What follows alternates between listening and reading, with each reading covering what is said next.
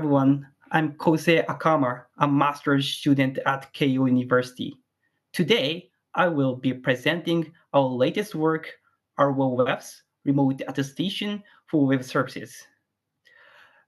This project was a collaboration with a researcher from KU University and ETH Zurich.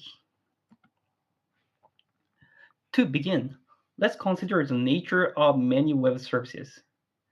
They often uh, ask for user data power to power machine learning or to optimize advertisement.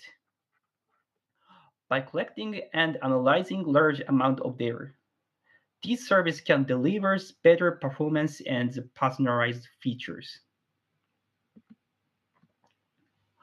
However, users oftentimes are reluctant to share personal data due to privacy concern. For instance, if they worry that the service might misuse or resell their information, they may decide to keep their data confidential. Because many services depend on user data to improve their functionalities, the success of these services depend on earning enough user trust. For example, if users see that service is equipped with robust data protection measures, they may become more willing to participate and share data.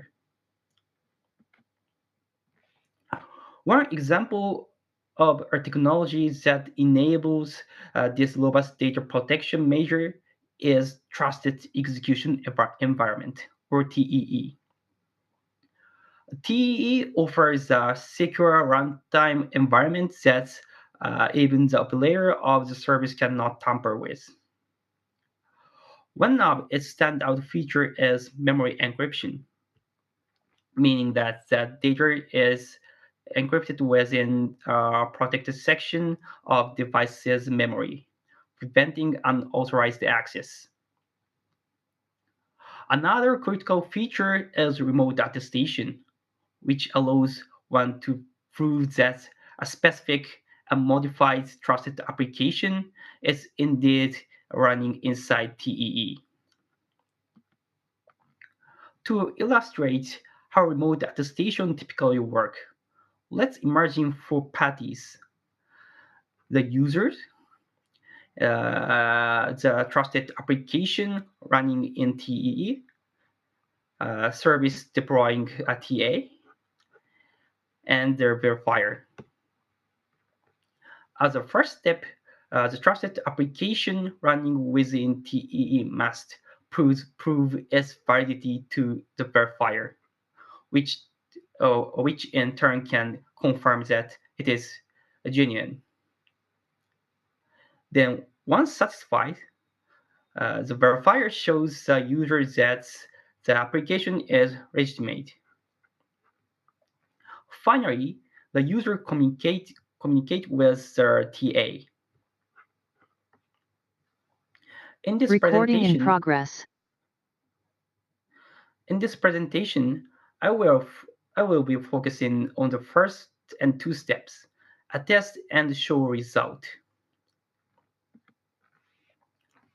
Recently, there has been an increase in the web service leveraging TEEs. This raises the question: how can a user verify?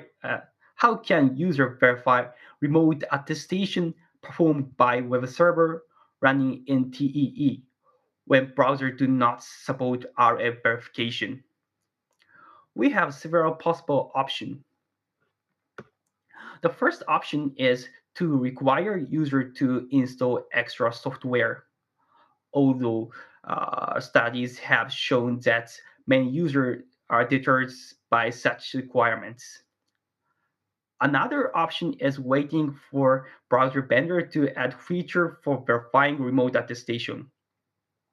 However, given a long-standing lack of support for certain protocol, waiting might take years or might never happen at all.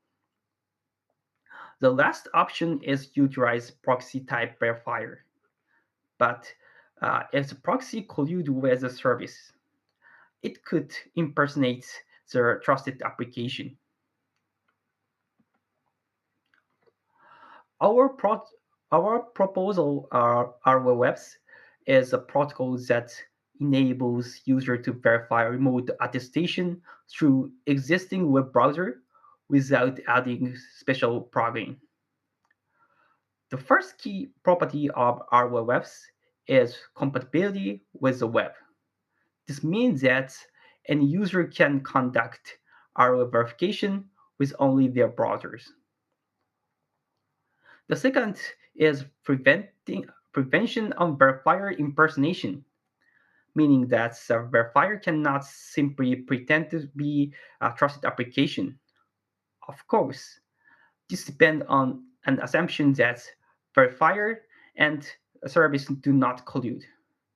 If we're worried about the collusion, our webs can extend their approach with multiple independent verifiers to reveal malicious behavior.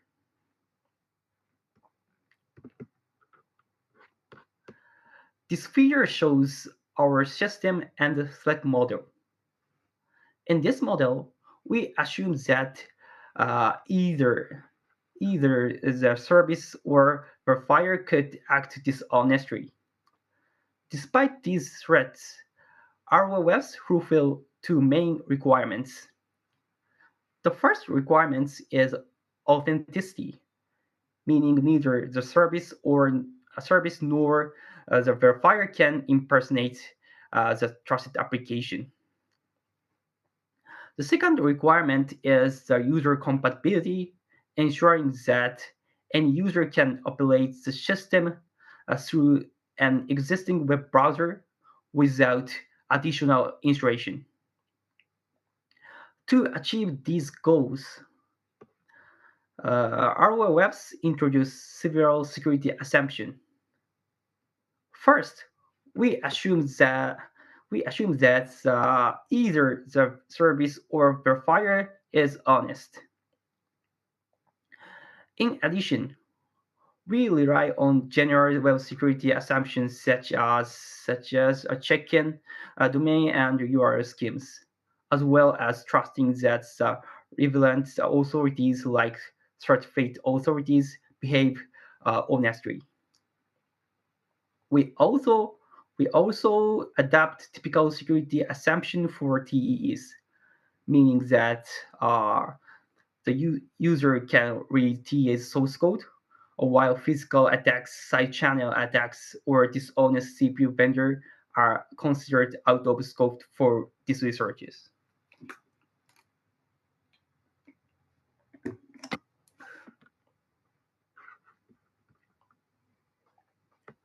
When designing our webs, we encountered some interesting technical challenges.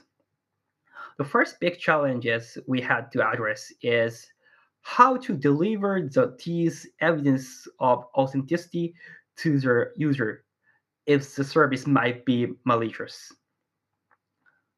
If we just embed the code handling remote attestation into the web frontend, a malicious service can replace or tamper with that code.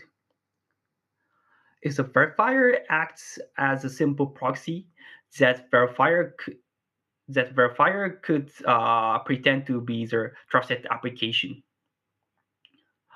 Our solution is for verifier to monitor TA independently of the TA to user communication,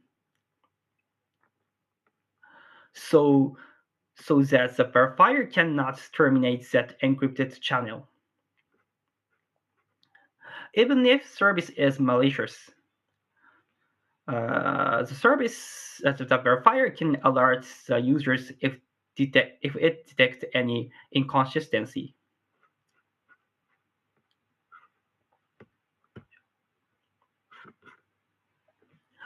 Another challenge is how the verifier can continuously monitor the trusted application. If the verifier check RA periodically, The service could temporarily switch out the server hoping the a user wouldn't notice. Our webs solve this by having the verifier monitor the public key of trusted application through the certificate transparency. Every certificate for the TEE domain is recorded in city logs. So a service try to register different public key. The verifier will see this discrepancy and notify users that something suspicious is happening.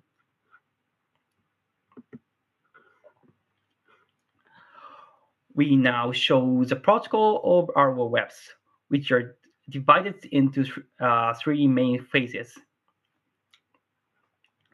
provisioning, monitoring, and communicating. Let's walk through each phases in the order shown in the figure, highlighting the key flows that make this system work.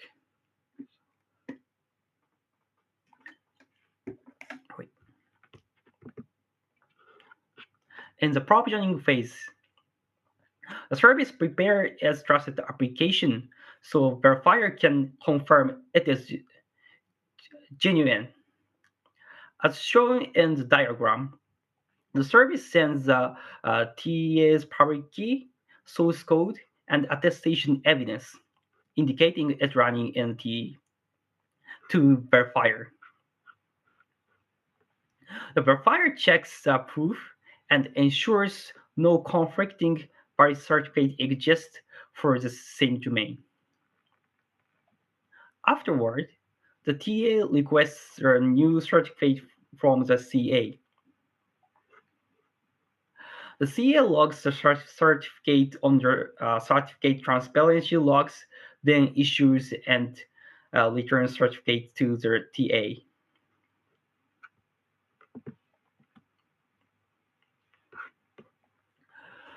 The monitoring phase runs periodically.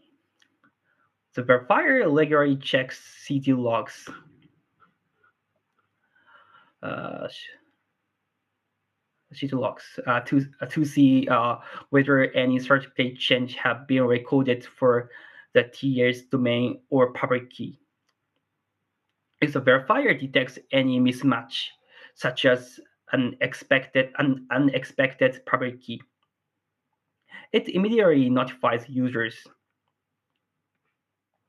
This continuous check prevents the service from silently swapping out their legitimate TA for malicious one. Finally, in the communicating phase, user interacts directly with the TA while the verifier stays on standby. In the figure, the user first accesses the TA domain in one browser tab. Then open the verifier's page in another. After checking their TA's status on verifier page and confirming it's trustworthy, the user proceeds to communicate with their TA as usual.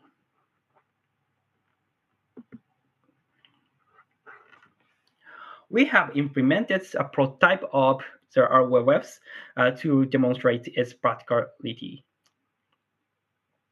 The code is publicly available at GitHub, and the demo can be also be viewed here. Okay, let's do demo. Oops. Oh. Okay.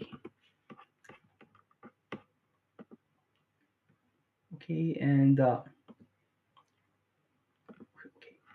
This is the sample trusted application and yeah, application. Then user can open the verifier page by clicking this button. Cool. Okay.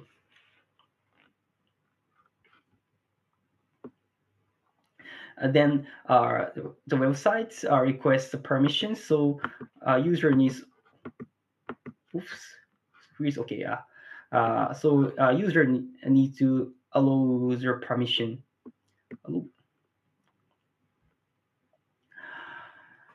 After that, the verifier page shows the attestation result. Uh, in this case, the attestation result is valid, and oops, and domain. This site shows domain and unique ID, so it means MR encrypt and Git repository. Okay, I will back to the slide.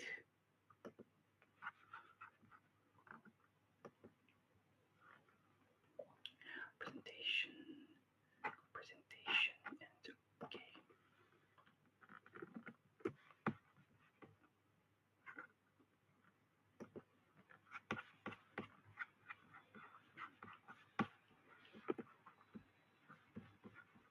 Okay, just a moment, please. Okay, okay. Let us now discuss some security aspect of our webs. One point discussion in the delays and city logs. Just a certificate transparency have a small delay, preventing newly issued certificate to do not be visible in the logs right away. During that window, a capable attacker could impersonate the TA. However, detecting malicious code in TA would take a longer time, such as days or even months. So it is longer than the CD delay. So this risk is uh, negligible. Furthermore, such an attack is risky for the attacker, as once logs are updated and the violation is discovered later, user can hold service accountable. Also, we have an option to integrate additional software for user who require stronger assurance and cannot tolerate even show delay in detection.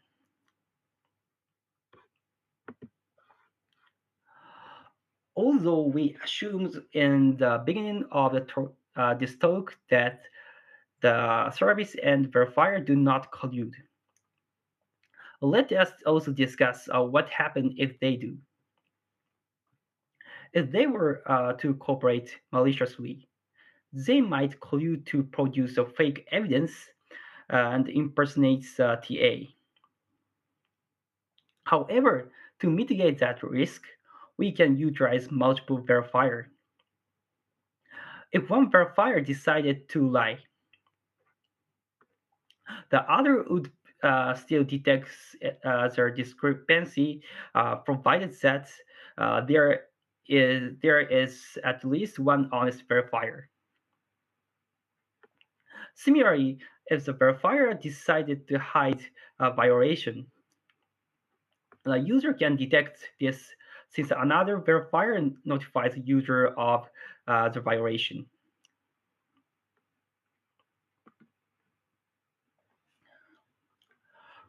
Usability is also another important discussion point. Here, we can see that our webs adds the following new steps. The user must press the button to initiate verification, accept notification from verifier, and check domain names and the TA information when notified. Although this may be more than your typical browsing behavior, these steps are kept as minimal as possible to preserve convenience. If done right, the user only see extra prompts at critical moments, such as when a certificate change or the TE code is updated. In the scenario where there are some users within the user base that diligent and cause backlash. Any discovered mismatch can be publicly exposed, discouraging the service from attempting any malicious switch.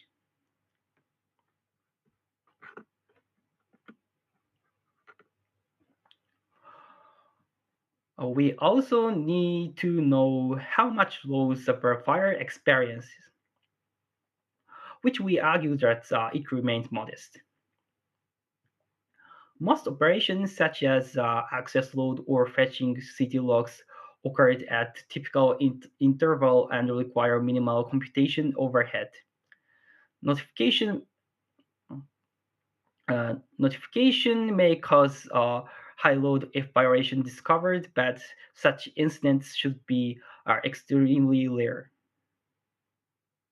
Building the TA source code for verification also happen relatively infrequently, so it is not major performance bottleneck. Overall, uh, our web scales well and does not impose a manageable cost.